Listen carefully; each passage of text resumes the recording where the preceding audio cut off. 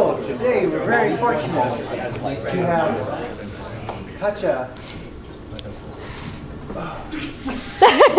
Kudashkina with us. Katya, I've been working with Katya a long time. Well, how long has it been? Half a year? Yeah. Something like that? And you More now. know her because she was here for a term. But usually, lately, she's been in Toronto, listening on the computer. And today we don't have Katya. We have Katya in person. We're very excited about that. And we have Per. Where are you coming in from? Montreal or Toronto? I'm coming in from Norway, from Arctic. Very international. This is awesome.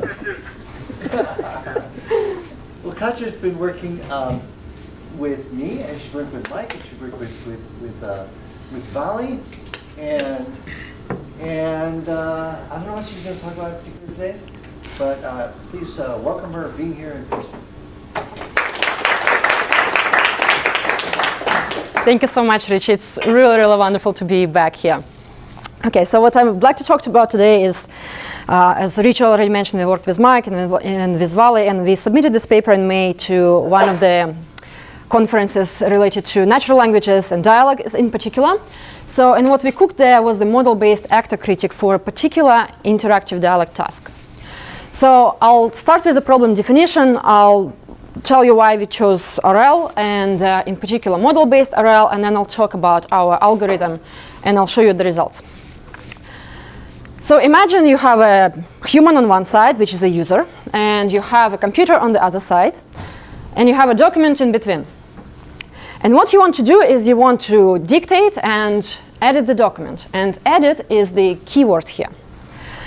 So by editing, we mean that we want to be able to not just to look at the documents and we say, well, we want to swap some words around. Maybe we want to replace the sentences, change the order of the sentences. Maybe we want to change the order of the paragraphs. And we want to do it in a free-form voice communication. So we don't want to memorize certain commands and saying, go to the end of the sentence. We want to say, well, maybe change the words, or maybe replace tomato with potato, and so on. So, and we want to do it, the reason we want to do it, we want maybe be hiking or biking and doing some other tasks, and we want to do it on the go. And so those are all the tasks that I mentioned already. It's not an exhaustive list, and there are many others that we could have done with the document. It's almost like you're having an assistant that is helping you to type something and edit. And we call this document dialogue. So essentially, you're having a dialogue about the document. So, and the motivation for this was that this document dialogue, it seems like a very small task, but at the same time, it's also a very important task that we believe if we can solve this document dialogue, this could help solving other tasks in other dialogue systems, and what also becomes foundational for intelligent assistants, where we define intelligent assistants as any assistant that augment or amplify any human abilities. So we're not talking here only about voice assistants such as Siri, Cortana, or Alexa, you name it, but also you could think about Patrick's work where he works with robotic limbs and so on. And we think that also, of course, if we solve it and if it's beneficial for that domain, it's also beneficial for the AI. And this is a conversation example where we have some text, and we're saying the human is asking the assistant to do something, and essentially we're converting 70% into the number at the end of this, and here we're highlighting the end part of the document. Now, when I got here to Alberta and I thought we were going to work on this, I did not realize how difficult and how hard this task was. And turned out there were all these many things that we can do with the document dialogue, and they all actually really hard. And then we said, well, we need to narrow down the problem and figure out what we actually want to focus on to use it as a starting point. And we decided to focus on this deletion problem. So, and the reason for this is often you have these voice systems where you dictate, and maybe there is some noise in the background, or maybe you simply have an accent and the system doesn't quite understand that accent, and it misrepresents some words. So it messes up some words, and you want to delete those words very quickly and start typing the actual word that you want to add. So, for example, I'm dictating, I want to type a text message, and I'll say, I'll walk the dog, and it doesn't understand my Russian accent, and it types to me, I will walk the frog. So what you want to say that, well, no, delete this frog and put the dog in there. And again, you want to do it in a free-form language, so you don't want to memorize, to remember that you need to say delete, or maybe you want to say replace the dog with the frog, and so on.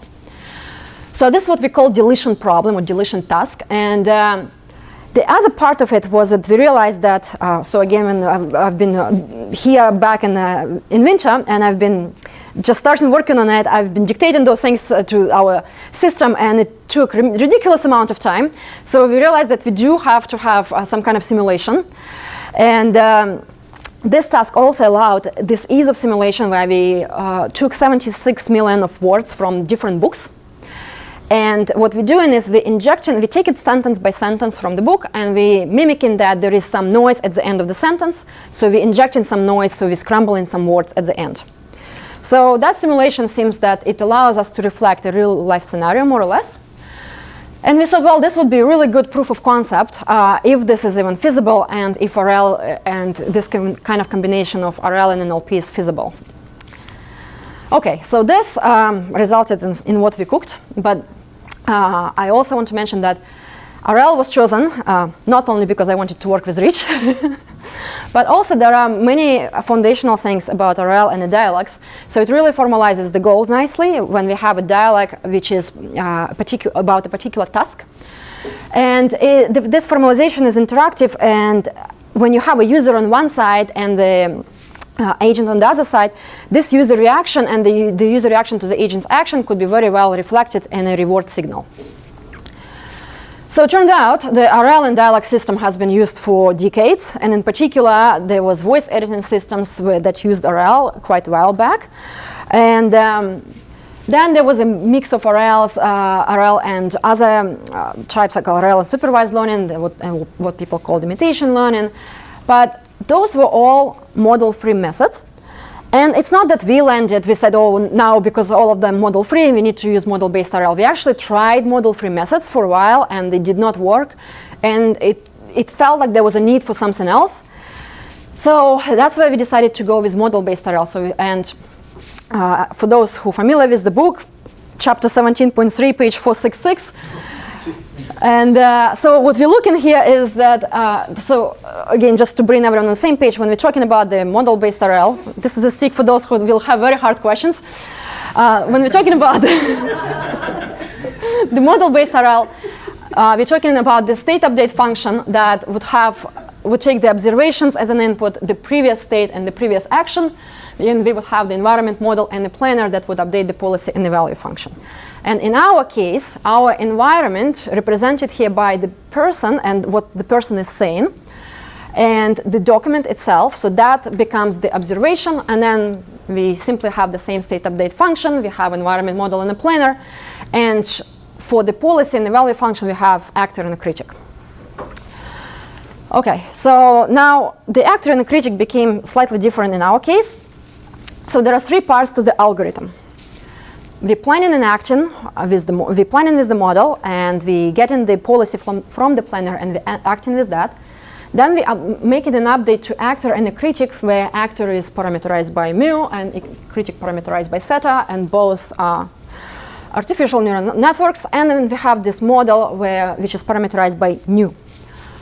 So for simplicity, you may not want to think too much about the parameters at the moment. I'll start walking you through the algorithm. So this is how the algorithm looks like, but where the blue is the first part, the green is the second part, and the yellow is the last one. And I'll walk through them one by one. So this is the first part where we plan and act, and let's look at this view of it.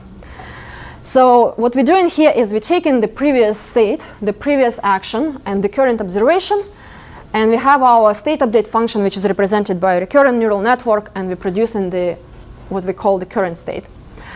Then we're taking our model, and we're taking this current state, and we're iterating through all of our actions. So our actions are discrete in this case, and we're producing predicted next state and predicted reward. And then we're taking those predicted next states, and we're simply using our current critic and we're producing the return. So this is predicted states, and those are our predicted rewards. So then to get the planar policy, we're using the softmax over the return, and using those values to get the planar value. So now this is the value which will be used, those are values that will be used in the second part. So in the second part, so just to recap the first part, we take in this previous state, previous action, and observation, we produce this next state, we gave it to the model, and from there we got the policy of the planar and the value of the planar. Now we take in those values, and they will come into the second part to update the actor and the critic. So this is the second part, and very simple. So we have the value that we just calculated, and we have our value from our critic itself, and we simply using the mean square loss to update the critic. And here we're assuming that our planar policy is better than our actual policy, and we're using KL diversions to move the planar, to move the policy of our actor closer to the policy of the planar. So this is instead of the standard actor-critic update. So now we're taking this planar policy, and we get in the action from this policy. Based on this action, we get in the new observation. Now we have this new observation, we have this action, and we have this state. And this is what allows us to do the third part. So here in the third part, what we're doing is we're updating the model. So now we had the state that we produced before. Now we're doing one more state update. Now with this new observation, and we're predicting this is now the third state. And then we're doing exactly the same. So we're taking the state into the model, and we're predicting again now the next state and the next return. And then we're simply updating the model because we have this state that we calculated from our state update function, and we have predicted state. And we also have an actual reward from this observation. So to bring it all together again, so we got this action from the planar policy. This gave us a new observation. This new observation produced us a new reward. This state that we produced before, we're using the state update function to produce the next state. And then we're also using them for the model, and then we're comparing those guys to update the model. Okay, so essentially we have this trajectory from the previous state to current state to the next state. Okay, so now when we got the results, there were some people in the audience, without pointing my fingers to them, who was asking why they're so good. They were good, but I also want to caution because they were good on a very particular dialog task. So we're not making that this algorithm works for whatever other RL tasks, and I'll go back to this point. So, and it had good results also in comparison to the other model-free methods. But if you look at the same time at the performance by itself, there is still a lot of work to be done. So, hence this note. Okay. Now, let me walk you through the results. So what we're looking at here, so this is a number of interaction, and we're looking at the average reward per interaction. And this is the result with our actor-critic, so just normal actor-critic. And if you look at the asymptotic performance, the actor-critic gets at about minus 3.7. And so this is averaged over 30 runs. And if you look at the model-based actor-critic, so this algorithm that we used, so it gets here 70 times faster, meaning it takes 70 times less samples to get only to this point. And then the asymptotic performance of it is also much better. So, and this is just the asymptotic performance for both of them. And the point here that model-based, again, is superior than the normal actor-critic. And we're looking here at the last 10,000 interactions or last 9,000 interactions. And we were curious to look at the action distribution from those policies to see why, maybe there is an explanation of why it does so much better. And the reason, so the model-based actor-critic here is less deterministic, and it does explain that because when we inject the noise in our simulation, we know that it's not deterministic. Sorry, you had a question? Can I just ask what the reward signal is here? Yeah, so the reward signal is designed, yes, good question. The reward signal is designed that when it deletes the sentence, it gets -1 for, so it basically gets penalized on both sides by -1 if it gets it wrong. And then if it gets it correct, it gets 0. Okay? Maybe I missed this. What are the actions? So the actions is the number of words to delete. To delete, yeah. And then we were curious, what if we detach, so if we train the model-based architecture and if we detach the actor-critic from it after and we just act with it, would the performance be also better or the same? It was kind of motivated by the fact that, well, we want to deploy it in a system and we may want to have a lighter network, which may not be necessarily lighter or may not necessarily have that much advantage, but yet we did this experiment as well. And we were looking where detached actor-critic versus the actor-critic is still slightly better, and then here it's the same. So this was done with the greedy action, and detached one is also, the one detached but trained with model-based architecture was better. And so we were, of course, were wondering, was that a fluke, or why did that happen? And was it, again, particular to this model, particular to this dialog task, and particular to the design of the task, or was there something else in it? And so we decided to run the Cartful experiment. So this was after we submitted the paper. And what we've seen here, so this is the Cartful with discrete actions. And what we look in the baseline here is the one from the OpenAI baselines. And here our actor-critic with the state update. And this is the total average reward. And again, the model-based one performed much better here. And then we also looked at the same, but the rolling average reward per 100 episodes. So we're looking at the last 100 episodes every time. And here, the actor-critic with the state update was going much slower, but essentially, asymptotically, is done pretty well. The model-based asymptotically has done worse. Yet we believe that we could probably tweak performance and some hyperparameters, which we haven't really done. So we left it as is, because the point was really about this part where it goes higher so much faster, and meaning it requires less samples to get there. So, and then this also made us to wonder, well, maybe there is some more foundations to this, and maybe this could also work on some other cases. So what we're doing right now is we're working to validate, so we're continuing this work basically, and we, yes, question? How did you choose the best learning rate? Was it like the final performance? Because I mean, maybe like they would, like the baselines could be high at the beginning if you had chosen a higher learning rate for them, and then they would be maybe slightly worse at the end, but still like the model-based one. We went with the same that the OpenAI baseline had. Yeah.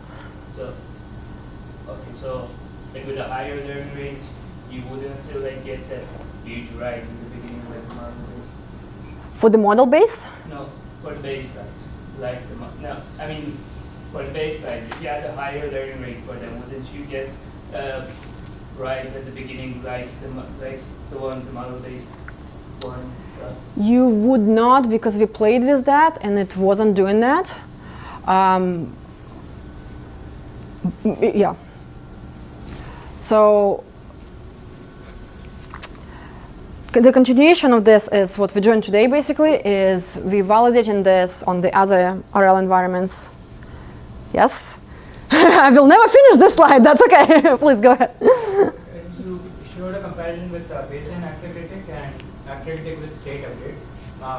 Did you also run it on, let's say, model-based value function-based methods, like I don't know? No, we simply, when we got the results, we said, well, we wanted to submit a paper as well, so we simply didn't have time to compare it to the other methods. And then at this point, it was more interesting to do actually this, which is now we wanted to take this and to compare it first on other tasks, and then actually understand what was in there that made it to work. Like, was it the state update? Was it the way how we, the way how we updated the actor and the critic? Like, what was that actually made it so much better?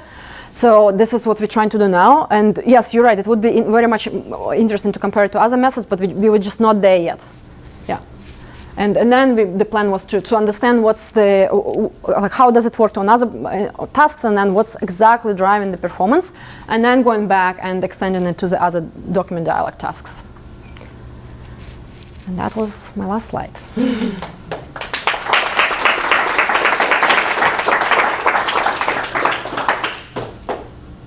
Of course. What kind of function approximator are you using? It's mostly linear, and it's pretty much linear everywhere except the recurrent neural network.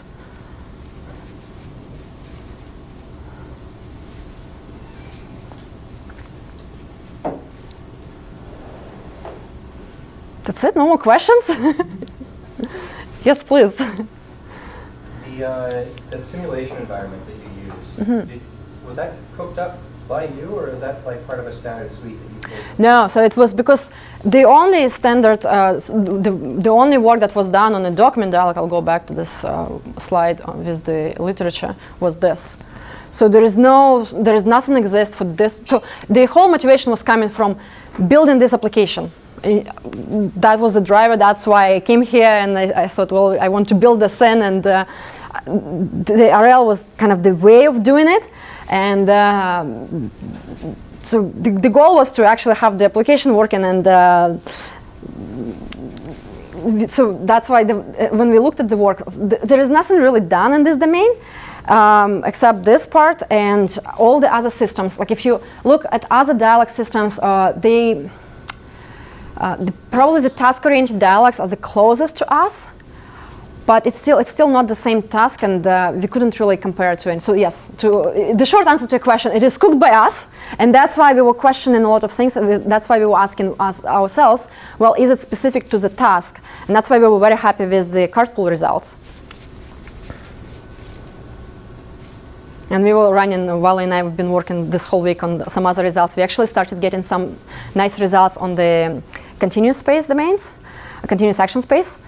So it might be looking promising, but we don't know quite yet, but so far so good, we'll see.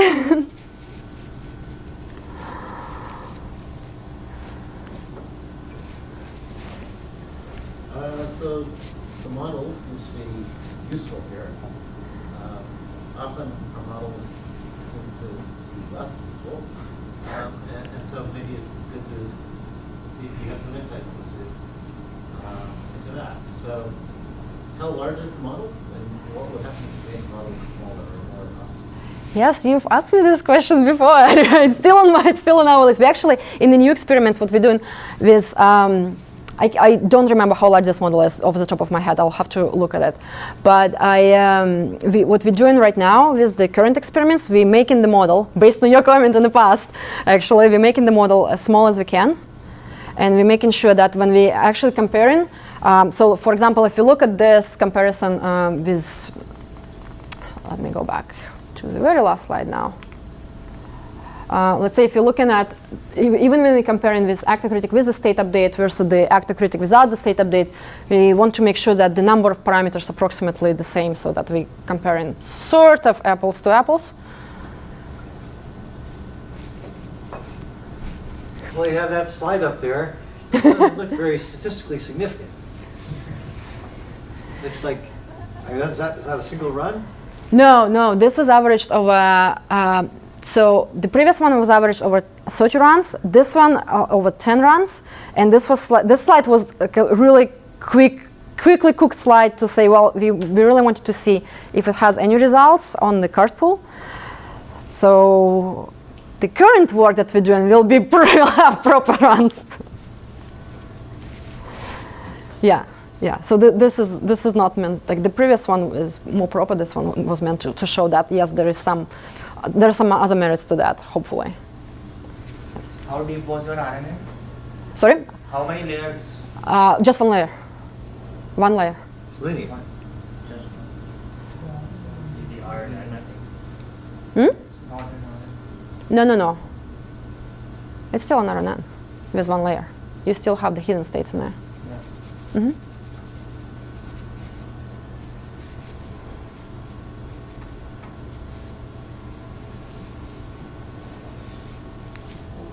I think Mike was first. What do you mean by it's one layer, and what of it is one layer? There's a model. There's a value function. This is the state. This I think he was asking about the state update function. The state update. Yeah. Yeah. Do all four. What's the architecture for all four of those? So the model architecture, is actually this. This is the model architecture. So there are 3 convolutional layers, and then there are 3 deconvolutional layers, and the action comes from in the middle here. So that is the model. Okay. Yeah. So the policy, the value function. You said the state update is one linear transfer information with an activation function afterwards, or is it just linear all the way through? Sorry, state update. The state update is 1 layer RNN, and then Some active, some non-linear. we need to transform we need to encode the action in between. So we're doing this this is for the dialog task, when we had to do some transformation for the action for the text. So this is more because of the text parts, because we needed to encode it and to concatenate it all together. So that's the other complicated part for the Okay. Policy and the value function. those are linear. Linear and the state feature. Mm-hmm.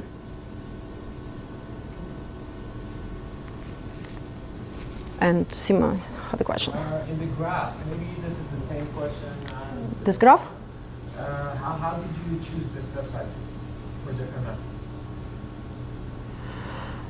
Great question. So it's a very good question. So what did we do while we do as well here? Do you remember? I can't remember. This one we did. We had a very large step size. Oh no, you're talking about the step size. Sorry, I'm thinking about something else. Never mind. The step size for for the actor-critic, the baseline, these guys, so they have the step size that they use in the implementation. We use the same, and we did play with it in the model, and we've added the learning schedule at the end of it, because we wanted to figure out first that piece, but that wasn't really helping it. So it's pretty much the same step size for all of them, as far as I remember. We did a little bit of experimentation, but we didn't do this particular study like based on the step size, whatnot. Again, this was this part. So the whole experiment was on the document dialog part, like all these things, and then this whole part on this last 2 graphs. Take them a little bit with a grain of salt. Like this was just a quick experiment to say, well, is it working on something else? Like what I'd love to show you, if we get the rest to work, then this would result in would result in something, and then that will be the proper study of the parameters and other things. Yeah. Last question? Oh, okay. Hope it's a good one. Let's find out. So you said earlier that stochasticity was part of why it performs better. Like it seems like it's less deterministic. Is it really that it's more stochastic, or is it just that it's more responsive to its input? Like it looks like the histogram you were showing says we're going to delete basically the same number of words every time if we're not using a model. That kind of sounds like I'm not going to listen to the input telling me how many words to delete. That's not really so much. Not so much about stochasticity and more just about responsiveness. It's a great question, and the answer is we don't know. We asked this question actually ourselves as well, and because the question was, well, was it just not learning anything, and just the answer is we don't know. Can you look at the conditional distribution where you're conditioning on the number of words it should have deleted? We could. Conditioned on the correct thing, how stochastic is it? Because I would guess that because it performed better, I would guess that you would see less stochasticity in the model-based version once you start conditioning on what the correct answer was. That's how you could tell the difference between stochasticity and responsiveness. We could, yeah, we could. That actually would be interesting to do. That's a good comment. Thank you.